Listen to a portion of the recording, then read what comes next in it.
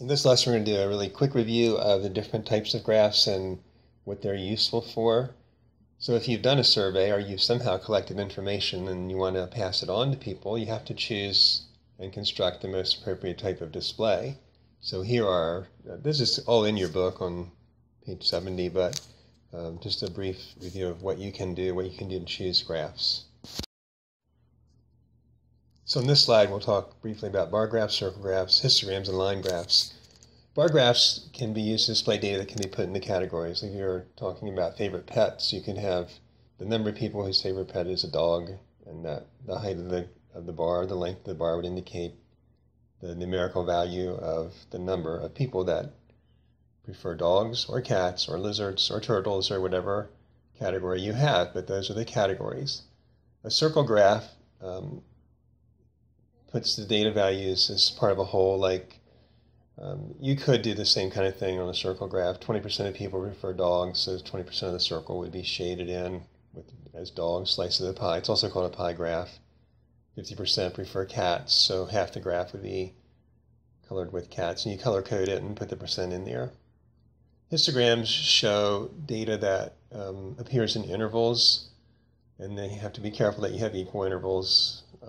Like if you're doing reflecting the data preferences by age, the ages might be might go 0 to 9, 10 to 19, 20 to 29. Those are your ages, but you have to keep those intervals the same. So if you're going 20 to 29, you can't all of a sudden go 30 to 50 because it's not the same age gap. So you have to keep that the same. Line graphs probably are one of the easiest ones to remember because they're very specific, that it shows changes over periods of time. Like if you wanted to show pizza sales on Monday, Tuesday, Wednesday, Thursday, Friday, Saturday, Sunday, you just have a different numerical value for Monday, Tuesday, Wednesday, etc. So changes over time are line graphs. Line plots are typically used just in counting. As you're gathering information, use a symbol to show each separate data value. So if you're, say,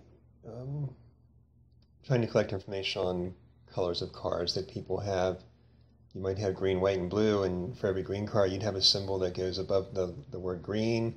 So if you have 5, you might draw 5 green cars above green. So you just use a symbol to show. You don't use numbers or tick marks, just have a symbol. Well, you could use a tick mark, but something to show each separate value. You're counting them.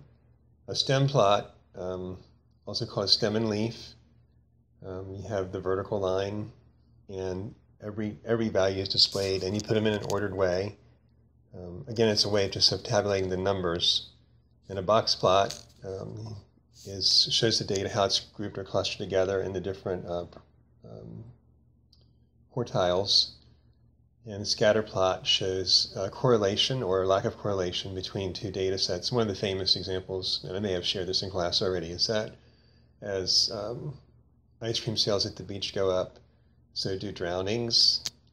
But they're correlated, but they're not caused, because obviously there are more people there on a hot day, and they would buy ice cream, and if there's more people at the beach, then there would be more rescues. I should have said rescues instead of drownings. It's a little less severe to say. As ice cream sales go up, the number of rescues that have to occur increase also.